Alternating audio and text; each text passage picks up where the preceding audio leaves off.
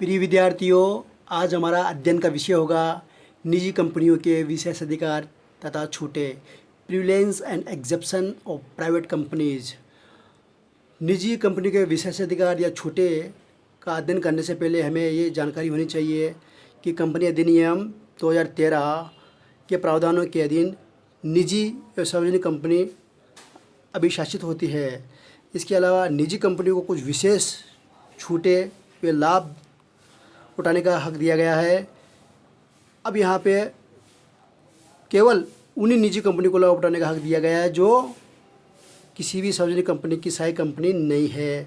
ये हमें ध्यान रखना है। तो इस प्रकार निजी कंपनी के विशेषाधिकार छूटें कौन कौन सी है, वो सार्वजनिक कंपनी को नहीं है, उसका अध्ययन हम यहाँ पे इस टॉपिक में करेंगे। तो यहाँ पे 1 से लेकर 15 जो बिंदु दे रखे हैं, जो छूटें दे रखी है, उसका हम विस्तार पूर्वक अध्ययन करेंगे। तो सबसे पहले यहाँ पे दे रखा है, पहला पॉइंट दे रखा है न्यूनतम सदस्यों की संख्या, मिनिमम नंबर ऑफ मेंबर्स। हमें पता होना चाहिए कि निजी कंपनी के निर्माण के लिए कम से कम 2 सदस्यों की आवश्यकता पड़ती है, जबकि सार्वजनिक कंपनी में कम से कम 7 सदस्यों की आवश्यकता पड़ती है। तो इस प्रकार ये एक छूट है। निजी कंपनी में कम से कम कितने सदस्य होने चाहिए? 2 यानी 2 मेंबर ही होने आवश्यकता पड़ती है, जबकि सार्वजनिक कंपनी में 7 की आवश्यकता पड़ती है। फिर दूसरा है विवरण प्रस्पेक्टस। एक निजी कंपनी प्राइवेट जारी नहीं कर सकती तथा आवश्यकता भी नहीं होती है बिल्कुल, जबकि सार्वजनिक कंपनी को ये विवरण प्रस्पेक्टस जारी करना आवश्यक होता है। फिर नेक्स्ट है न्यूनतम अभिदान, मिनिमम सब्सक्रिप्शन। एक निजी कंपनी न्यूनतम अभिदान, मिनिमम सब्सक्रिप्शन प्राप्त किए बिना ही प्रतिभूतियों का आवंटन कर सकती है। फिर देखिए वापस एक बार इसको, निजी कंपनी न्यूनतम अभिदान, मिनिमम सब्सक्रिप्शन प्राप्त किए बिना ही प्रतिभूतियों का आवंटन कर सकती है, जबकि सार्वजनिक कंपनी तब तक जनता को प्रतिभूतियों का आवंटन नहीं कर सकती जब तक कि वे न्यूनतम अभिदान की राशि प्राप्त नहीं कर लेती। तो ये भी एक छूट है किसको? निजी कंपनी, प्राइवेट कंपनी को, कि बिना न्यूनतम अभिदान प्राप्त किए ही प्रतिभूतियों का आवंटन कर सकती है। फिर नेक्स्ट है 4th, संचालकों की संख्या, मिनिमम नंबर ऑफ डायरेक्टर्स। एक व्यक्ति कंपनी को छोड़कर प्रत्येक निजी कंपनी में कम से कम 2 संचालक होना आवश्यक है, किंतु सार्वजनिक कंपनी की दशा में कम से कम 3 संचालक होना आवश्यक है। एक व्यक्ति कंपनी की दशा में कम से कम 1 संचालक होना, डायरेक्टर होना कंपलसरी है। तो इस प्रकार संचालकों की संख्या में भी छूट है। फिर नेक्स्ट है स्वतंत्र संचालक। प्रत्येक सूचीबद्ध कंपनी, लिस्टेड कंपनी तथा सरकार द्वारा निर्धारित वर्ग या वर्गों की सार्वजनिक कंपनी के संचालक मंडल में कुल संचालकों में से कम एक तिहाई संचालक स्वतंत्र संचालक होने चाहिए। इसमें सार्वजनिक कंपनी में, किंतु निजी कंपनी के संचालक मंडल में स्वतंत्र संचालक होना कंपलसरी नहीं है। तो इस प्रकार ये भी एक स्वतंत्र संचालक के संदर्भ में भी छूट प्रदान की गई है। किसको? निजी कंपनी को। फिर नेक्स्ट है बारी से निवृत्त होने वाले संचालक, रोटेशनल डायरेक्टर्स। किसी भी निजी कंपनी के बारी से निवृत्त, रिटायर्ड बाय रोटेशन होने वाले संचालकों की नियुक्ति करना अनिवार्य नहीं है, कंपलसरी नहीं है, किंतु प्रत्येक सार्वजनिक कंपनी में कुल संचालकों में से कम 2 तिहाई संचालक बारी से निवृत्त होने वाले अवश्य होने चाहिए। ऐसे संचालकों में से 1 तिहाई संचालक प्रतिवर्ष वार्षिक साधारण सभा के समय निवृत्त होंगे, रिटायर्ड होंगे। तो इस प्रकार ये भी एक तरीके से इनको निजी कंपनियों को छूट है। क्या छूट है? रिटायर्ड बाय रोटेशन होने वाले संचालकों की नियुक्ति करना अनिवार्य नहीं है। फिर नेक्स्ट है संचालकों की अयोग्यता, डिस्क्वालिफिकेशन ऑफ डायरेक्टर्स। कोई भी निजी कंपनी अपने अंतर नियमों के में संचालकों के लिए कुछ अतिरिक्त अयोग्यता को भी जोड़ सकती है। ठीक है, ये बात ध्यान रखना हमें, अंतर नियम में संचालकों के कुछ अतिरिक्त अयोग्यता को भी जोड़ सकती है, जबकि सार्वजनिक कंपनी ऐसा नहीं कर सकती। सार्वजनिक कंपनी केवल उन्हीं अयोग्यताओं के आधार पर ही संचालकों को हटा सकती है जिन्हें कंपनी अधिनियम में दर्शाया गया है। तो इस प्रकार ये भी एक तरीके से संचालकों की योग्यता में भी छूट है। फिर है लघु अंशधारियों का संचालक,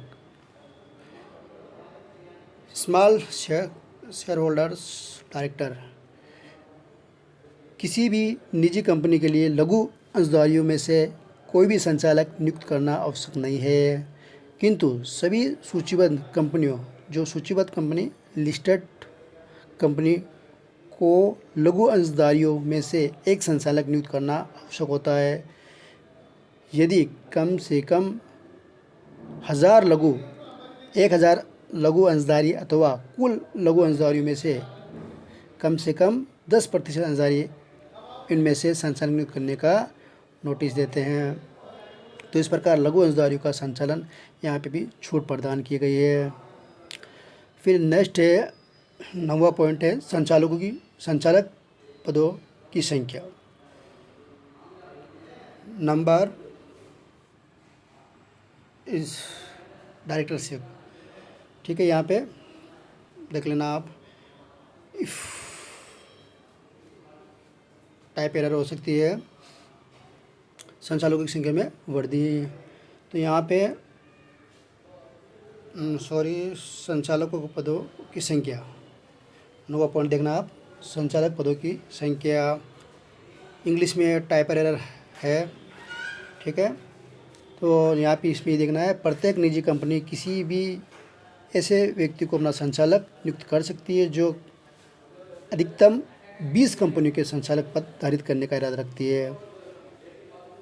इम्पोर्टेंट बात है, प्रत्येक निजी कंपनी किसी भी ऐसे व्यक्ति को अपना संचालक नियुक्त कर सकती है जो अधिकतम 20 कंपनियों में संचालक पद धारित करने का इरादा रखता है, किंतु कोई भी सार्वजनिक कंपनी केवल उन्हीं व्यक्तियों को संचालक पद पर नियुक्त कर सकती है जो अधिकतम 10 सार्वजनिक कंपनियों या उसके सहायक कंपनियों में संचालक पद धारित करने का इरादा रखता है। तो यहाँ पे भी इसको यहाँ पे छूट दी गई है। फिर नेक्स्ट है 10वां, मुख्य प्रबंधकीय पदाधिकारी की मैनेजरियल पर्सनल।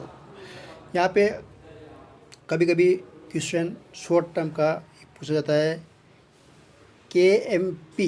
तो यहाँ पे KMP की फुल फॉर्म आप देख सकते हो कि मैनेजरियल पर्सनल। तो यहाँ पे वर्तमान नियमों के अनुसार केवल सूचीबद्ध कंपनियों तथा 10 करोड़ या अधिक की प्रदत्त अंश पूंजी वाली कंपनियों को ही मुख्य प्रबंधकीय पदाधिकारी की KMP नियुक्त करने पड़ते हैं, किंतु निजी कंपनियों के मुख्य प्रबंधकीय पदाधिकारी में नियुक्त किए जाना अनिवार्य नहीं है, कंपलसरी नहीं है। यद्यपि ये बात जाननी है, यद्यपि 5 करोड़ से अधिक की प्रदत्त अंश पूंजी वाली सभी कंपनियों को कंपनी सचिव की नियुक्ति करना आवश्यक होता है। यहाँ पे शॉर्ट टाइप के जो क्वेश्चन होते हैं वहाँ पे ये क्वेश्चन पूछा जाता है कि कितना 5 करोड़ से अधिक की प्रदत्त अंश पूंजी वाली सभी कंपनियों को कंपनी सचिव की नियुक्ति करना आवश्यक होता है। तो यहाँ पे ये क्वेश्चन पूछा जाता है, CS कंपनी सचिव की नियुक्ति कितनी करोड़ की प्रदत्त पूंजी होने पर कंपनी को करनी पड़ती है। तो यहाँ पे 5 करोड़ से अधिक की प्रदत्त अंश पूंजी वाली सभी कंपनियों को कंपनी सचिव की नियुक्ति करना आवश्यक है। तो ये भी हमें ध्यान रखना है। नेक्स्ट है प्रबंधकीय पारिश्रमिक। इसमें मैनेजरियल रिम्यूनरेशन। कोई भी स्वतंत्र निजी कंपनी या उसकी सहायक निजी कंपनी अपने शुद्ध लाभों के 11% अधिक राशि का प्रबंधकीय पारिश्रमिक का भुगतान कर सकती है। कितना? 11% से अधिक राशि का भी प्रबंधकीय पारिश्रमिक का भुगतान मैनेजरियल रिम्यूनरेशन का भुगतान कर सकती है, किंतु सार्वजनिक कंपनी को इस 11% की सीमा के भीतर ही प्रबंधकीय पारिश्रमिक मैनेजरियल रेम्युनरेशन का भुगतान करना पड़ता है। तो ये भी यहाँ पे ध्यान रखना है हमें, 11% से भी अधिक प्रबंधकीय पारिश्रमिक का भुगतान किया जा सकता है, किसमें, निजी कंपनी में। लेकिन यहाँ पे क्वेश्चन ये भी बन सकता है कि सार्वजनिक कंपनी में कितना प्रतिशत सीमा के भीतर ही प्रबंधकीय पारिश्रमिक भुगतान करना पड़ता है। तो यहाँ पे 11 ध्यान रखना है। फिर नेक्स्ट है, अपनी अंशों के क्रय के लिए वित्तीय सहायता, financial assistant for purpose of its share. कोई भी निजी कंपनी अपने ही अंशों का क्रय करने के लिए किसी को भी कितनी भी वित्तीय सहायता प्रदान कर सकती है, किंतु सार्वजनिक कंपनी इस अधिनियम के अधीन निर्धारित सीमा के भीतर ही ऐसी वित्तीय सहायता प्रदान कर सकती है। तो यहाँ पे ये भी इसका छूट है, यहाँ पे किसको, निजी कंपनी को अपने अंशों के क्रय करने के किसी को भी कितनी भी सहायता प्रदान कर सकती है। तो यहाँ पे फिर नेक्स्ट है कार्यवाहक संख्या, कोरम। यदि निजी कंपनी के अंतर्नियम में कोई अन्यथा प्रावधान नहीं है तो कंपनी की सभा में यदि कंपनी के 2 सदस्य व्यक्तिगत रूप से उपस्थित होते हैं तो उस सभा की गणपूर्ति या कार्यवाहक संख्या कोरम की पूर्ति मानी जाएगी। कितने सदस्य, 2 सदस्य उपस्थित होने पर ही। किंतु सार्वजनिक कंपनी में कंपनी की सभा में गणपूर्ति या कार्यवाहक संख्या की पूर्ति हेतु सभा में उपस्थित होने वाले सदस्यों की संख्या कंपनी के कुल सदस्यों के अनुरूप निर्धारित होती है। सार्वजनिक कंपनी की, ठीक है, यहाँ पे कुल सदस्यों के अनुरूप ही होनी चाहिए। अब यहाँ पे क्वेश्चन ये भी बन सकता है कि सार्वजनिक कंपनी की सभा में कार्यवाहक की संख्या किस प्रकार से गणना होगी। तो यहाँ पे कंपनी के कुल सदस्यों की संख्या यदि 1000 है, 1000 तक सदस्य होने पर कम से कम 5 सदस्य व्यक्तिगत रूप से उपस्थित होने चाहिए, और 1000 से ऊपर 1001 से 5000 तक सदस्य होने पर तो यहाँ पे कम से कम 15 सदस्य व्यक्तिगत रूप से उपस्थित होने चाहिए। फिर 5000 से अधिक सदस्य होने पर कम से कम 30 सदस्य व्यक्तिगत रूप से उपस्थित होने चाहिए। जबकि निजी में कितने हैं, निजी में तो हमने कंपनी के 2 सदस्य व्यक्तिगत रूप से उपस्थित हो सकते हैं। तो इस प्रकार ये भी एक विशेष अधिकार निजी कंपनी को है। फिर नेक्स्ट है वार्षिक साधारण सभा का प्रतिवेदन। प्रत्येक सूचीबद्ध कंपनी को अपनी